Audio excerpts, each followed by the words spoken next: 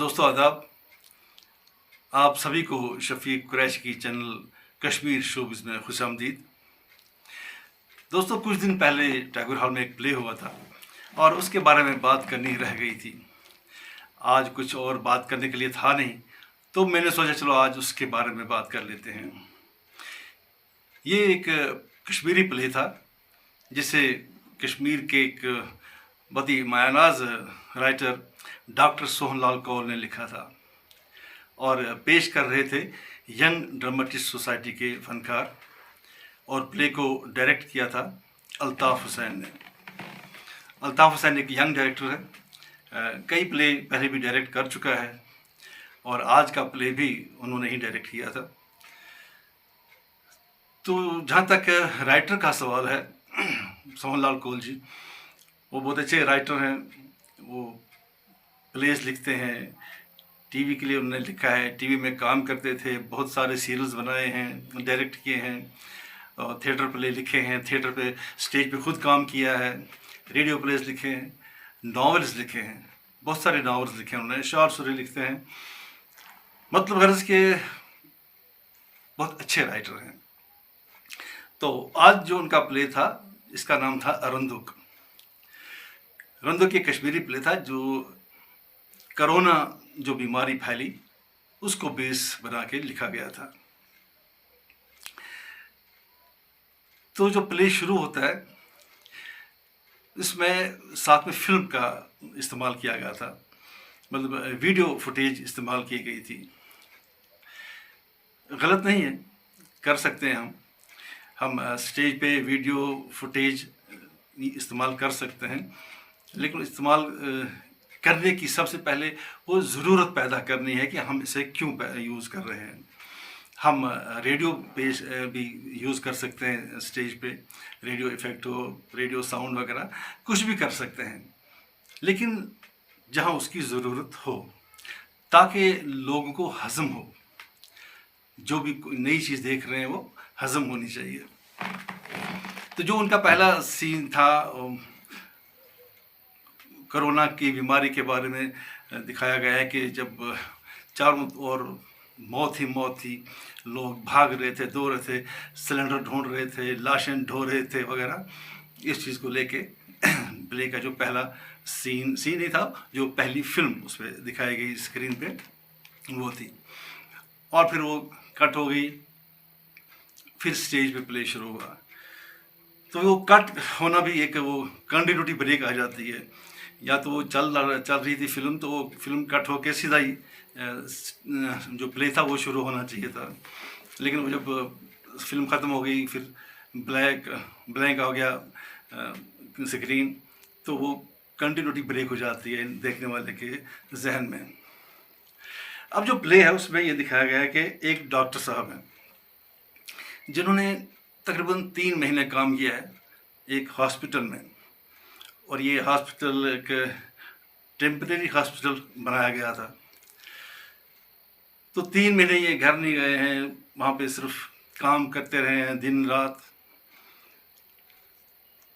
तो उनको इस काम के एवज अवार्ड मिलता है, पद्मश्री का अवार्ड। जब ये पद्मश्री का अवार्ड अनाउंस होता है तो सब लोग उन्हें मुबारकबाद देते हैं, उनके कुलीग्स, उनकी वाइफ, बाकी लोग वो भी खुश हो जाते हैं कि चलिए मुझे अवार्ड मिला है।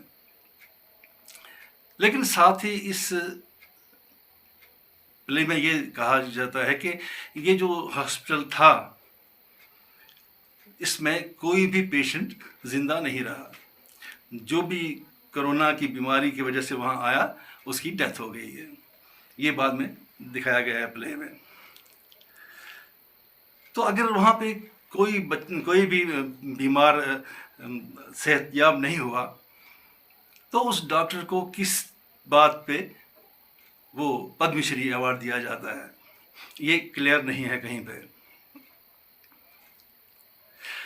या फिर दूसरी चीज़ कि वो डॉक्टर ऐसा चालू बंदा हो कि उसने मैनेज किया हो कि मुझे ये अवार्ड मिलना चाहिए, लेकिन जो उसका नेचर है, उसका जो किरदार है, वो वैसा नहीं है डॉक्टर का, बड़ा ऑनेस्ट डॉक्टर है। तो ये कंफ्यूजन पहले ही इस स्टोरी में रहा, जो मुझे लगा। देखिए, मैं कोई तनकीद-निगार नहीं हूँ, मैं अपना पॉइंट ऑफ व्यू रखता हूँ आपके सामने कि जो भी मैं प्ले देखता हूँ, वो प्ले मुझे कैसा लगा। अपनी एक्सपीरियंस के हिसाब से, खुद एक राइटर हूँ, स्टेज डायरेक्टर हूँ, तो मुझे कैसा लगा वो प्ले, उस बारे में मैं अपनी राय रखता हूँ। ये ज़रूरी नहीं कि सब लोग मेरी राय से मुत्तफ़िक हों। तो ये एक कन्फ्यूजन सबसे पहले मुझे लगा, जो बेस है इस स्टोरी की। और उसके बाद न्यूज़ आती है कि जो हॉस्पिटल है, ये डिसमेंटल किया जा रहा है। तो डॉक्टर साहब कहते हैं कि ये नहीं, ऐसा नहीं होना चाहिए।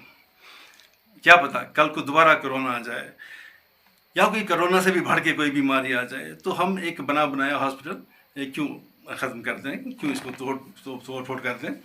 ये कंटिन्यू होना चाहिए, लेकिन सरकार किसी कंपनी को देना चाहती है, कुछ ऐसा सिलसिला था उसमें। तो ये जो डॉक्टर साहब होते हैं, ये कहते हैं कि नहीं, मैं ऐसा नहीं होने दूंगा, मैं इसके खिलाफ आवाज़ उठाऊंगा। और वो बहुत शोर शराबा करते हैं और गवर्नमेंट से जाके मिलते हैं। तो सीन दिखाया गया कि वो डायरेक्ट मिनिस्टर से मिलते हैं। अब एक सेट जो था, सेट पे 2 सेट लगे हुए हैं। एक डॉक्टर साहब के घर का सेट, एक चेयर है, एक टेबल है, और दूसरा सेट जहाँ एक कुर्सी है, अच्छी सी बढ़िया सी कुर्सी, और एक टेबल है, और उसके साथ 2-3 कुर्सियाँ हैं, और एक गेट का आकार सा लगाया गया है। ये इतना सेट था। तो राइट साइड जहाँ पे एक कुर्सी और टेबल है, वो उनका घर है डॉक्टर साहब का। और लेफ्ट साइड में जो सेट लगा है, एक कुर्सी है, टेबल है, 2-3 कुर्सियाँ हैं, तो वहाँ पे एंट्री होती है मिनिस्टर साहब की। जो ही मिनिस्टर साहब आते हैं, तो उनके पीछे पीछे ये डॉक्टर साहब भी आ जाते हैं, उनका पीए भी होता है, और एक बंदूक वाला बंदा होता है जो कलाशनकोव लेके मिनिस्टर साहब के पीछे खड़ा हो जाता है। जबकि आपने देखा होगा कि किसी भी ऑफिसर के पीछे कलाशनकोव लेके कोई बंदा कभी भी ड्यूटी नहीं दे रहा होता है। उसकी ड्यूटी होती है गेट के बाहर, वहाँ से वो तलाशी वगैरह करके किसी भी मिलने वाले को अंदर भेज देता है। तो लेकिन यहाँ पे डायरेक्टर ने मिनिस्टर की कुर्सी के पीछे उसको खड़ा कर दिया कलाशनकोव लेके, तो जो मुझे अच्छा नहीं लगा, मेरे हिसाब से वो गलत था। फिर बात होती है मिनिस्टर की और डॉक्टर की, और मिनिस्टर पूछता है ऐसे कि क्या बात है, क्या प्रॉब्लम है आपको। तो पहले मैं मुबारकबाद करूँगा कि आपको ये अवार्ड दिया गया है पद्मश्री का वगैरह वगैरह। तो डॉक्टर अपनी बात सामने रखता है कि ये जो हॉस्पिटल है, ये कंटिन्यू करना चाहिए वगैरह। अब यहाँ पे इनका डायलॉग होता है आपस में। एक मिनिस्टर के सामने एक छोटा सा डॉक्टर, वो कैसे बिहेव करेगा। मिनिस्टर होता है, चाहे वो अंगूठा छाप मिनिस्टर हो, वो मैट्रिक पास मिनिस्टर हो, कोई भी हो, लेकिन जब वो मिनिस्टर है तो मिनिस्टर है। हमें उसकी इज्जत करनी है। उसके सामने आप चिल्ला नहीं सकते हो। स्टेज एंगल्स यूज करने हैं, मूवमेंट्स हैं, जेस्चर्स हैं, ठीक है, लेकिन जब एक मिनिस्टर के साथ आप बात कर रहे हैं, वहाँ पे आप क्रॉस करके मिनिस्टर की तरफ अपना बैक करके फिर अपनी बात रखेंगे और शाउट करेंगे, बहुत चिल्लाएंगे, जो सही नहीं लगता, क्योंकि ऐसा कोई कर ही नहीं सकता। कोई भी मुलाजिम अपने मिनिस्टर के साथ जाके अपना पॉइंट ऑफ व्यू रख सकता है, वो बहस कर सकता है, लेकिन एक लिमिट में, तरीके से वो अपनी पूरी बात रख सकता है, लेकिन वो चिल्लाएगा नहीं, उसके साथ ऊंची आवाज़ में लड़ना झगड़ना शुरू नहीं करेगा। तो वो बात भी कुछ अच्छी नहीं लगी कि एक तो जो डॉक्टर का कैरेक्टर प्ले कर रहे थे एक्टर, उनने कई जगह पे वो बैक कर दिया मिनिस्टर की तरफ, वो डायलॉग बोल रहे हैं, जब ऐसा कभी नहीं हो सकता। एक मिनिस्टर के साथ एक मुलाजिम बात करे और वो ऐसे उसकी तरफ मुंह नहीं करेगा, बैक करके ऑडियंस की तरफ डायलॉग बोलेगा और फिर चिल्लाएगा, बहुत चिल्लाएगा, शाउट करेगा, तो वहाँ पे वो जो रियल नहीं लगता है, वहाँ पे वो रियल नहीं लगता है कि ये वाकई कुछ सीन हजम नहीं होता मतलब। अच्छा, और दूसरी बात, उसके बाद ये जो डॉक्टर साहब होते हैं, ये एग्जिट हो जाता है ये सीन। मिनिस्टर कहता है कि उसको ये करेंगे वो करेंगे, उसके साथ हमें गरज नहीं है। इसके बाद नेक्स्ट सीन शुरू होता है, लाइट ऑन होती है तो यही सेट है, और इस सेट पे डॉक्टर साहब एंट्री देते हैं और आके मिनिस्टर की कुर्सी पर बैठ जाते हैं। तो इंसान हैरान हो जाता है कि ये तो मिनिस्टर की कुर्सी है, डॉक्टर साहब कैसे आके बैठ गए। फिर उनका एक कुलीग आता है तो बात शुरू करता है कि यानी कि ये जो सेट है इसको डॉक्टर का जो हॉस्पिटल का ऑफिस है उसको भी ऐसा यूज़ किया गया है। अगर कोई सिंबॉलिक सेट है, सिंबॉलिक सेट को हम यूज़ कर सकते हैं, एक ही सेट को अलग अलग तरीके से। अगर आप कहीं से एक बड़ा सा पत्थर ही ले लें, उस पत्थर को आप सेट बना लें, उसको आप एज कुर्सी भी यूज़ कर लें, एज टेबल यूज़ कर लें, एज स्टूल यूज़ कर लें, कुछ भी वो कर सकते हैं। लेकिन एक रियलिस्टिक सेट जब लगा हो और वो एस्टेब्लिश हो गया कि ये मिनिस्टर का कमरा है, चेयर भी वही है, टेबल भी वही है, वो 3 कुर्सियाँ भी वही हैं, और आके डॉक्टर साहब बैठ जाए, तो ये बहुत अजीब है, ये सही नहीं है। अगर इसी को यूज़ करना था, मेरे लिहाज से, मेरे हिसाब से मामूली सी चेंज होनी चाहिए थी। मिनिस्टर की कुर्सी बदल दीजिए, दूसरी कुर्सी रख दी, हम मान लेंगे चलो शायद बदल गया। और कुछ नहीं तो जो भी डॉक्टर्स होते हैं उनके टेबल पे अक्सर कंपनीज के टेबल कैलेंडर्स होते हैं। एक टेबल कैलेंडर किसी मेडिकल कंपनी का रख दिया होता तो हम मान लेते कि सेट चेंज हो गया है, लेकिन ऐसा कुछ भी नहीं था। तो ये दूसरी गलती थी जो मुझे लगा कि गलत है, उसमें कुछ ना कुछ चेंज ज़रूर होनी चाहिए थी। या कुर्सी बदल देते एक, या टेबल पे कोई चीज़ रख देते, या यही टेबल कैलेंडर रख देते, तो ये हम मान लेते कि सेट बदल गया है। लेकिन वैसा नहीं, एक ही सेट पे एक बार मिनिस्टर का सेट दिखाया गया है, दूसरी बार वो डॉक्टर साहब का सेट दिखाया गया है। तो इस डॉक्टर साहब को ये परेशान हो जाते हैं कि सब लोग कहते हैं कि उस हॉस्पिटल में तो कोई बचा ही नहीं है, सब मर गए वहाँ पे जो भी एडमिट हुआ था। फिर एक कैरेक्टर आता है तो वो उनसे कहता है कि मैं बड़ा शुक्रिया आपका करना चाहता हूँ कि मैं एडमिट हुआ था आपके हॉस्पिटल में, तो आपने मेरा इलाज किया, मैं ठीक हो गया। अभी खुश हो जाते हैं कि चलिए ये तो मेरा एक गवाह बन गया जो मेरी गवाही देगा कि नहीं ऐसा नहीं हो कि सब वहाँ नहीं मरे हैं।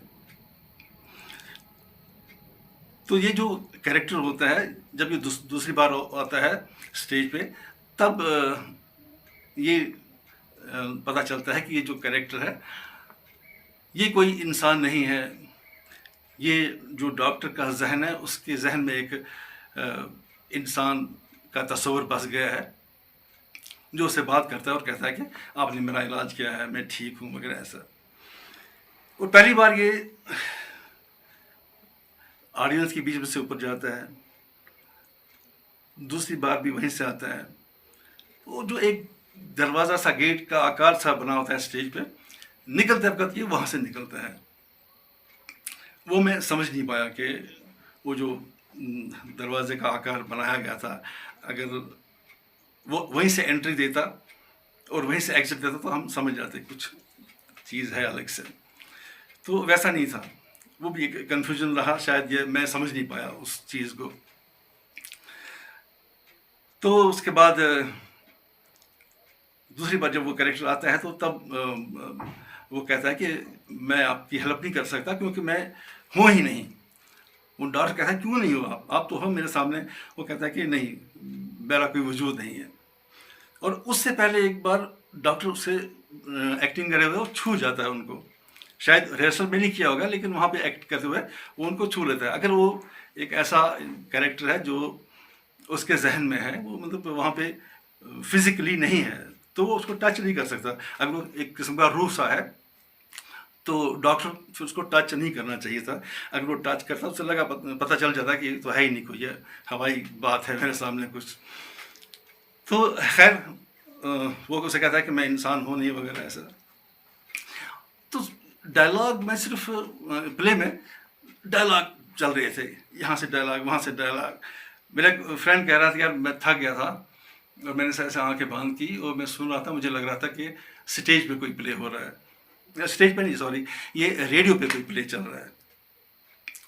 इनकी रेडियो का ज़्यादा असर था स्टोरी में, स्टोरी में नहीं, प्रेजेंटेशन में जो जैसे प्रेजेंट किया गया था, वो जैसे लिखा गया था, जैसे राइटर ने लिखा था, तो सिर्फ डायलॉग, ड्रामा एलिमेंट बहुत कम था, जिसकी तवक्को हम नहीं करते हैं सोहनलाल जी से। उनका प्ले तो ज़बरदस्त प्ले होता है।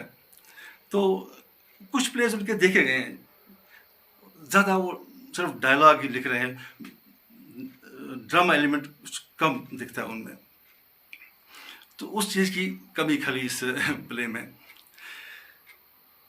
और लास्ट पे ये जो डॉक्टर है वो पागल सा हो जाता है और फिर आखिर पे मर जाता है, और मरने के बाद फिर एक फिल्म चलती है कि उसका जनाजा जा रहा है, और वहाँ पे रेडियो का टच भी है कि एक न्यूज़ आती है, डॉक्टर साहब का जो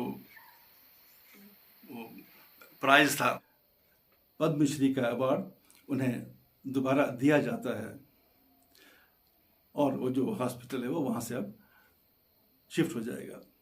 तो इस पे ड्रामा एंड हो जाता है। तो कई लोगों को मैंने कहा, जो थिएटर डायरेक्टर्स वगैरह थे, मैंने कहा यार मैं प्रोग्राम करना चाहता हूँ इस प्ले के बारे में, आप अपनी बाइट दे दीजिए। तो कोई तैयार नहीं हुआ बाइट देने के लिए।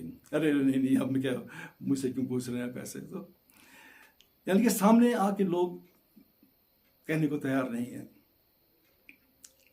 पीछे बैठ के बातें करते हैं।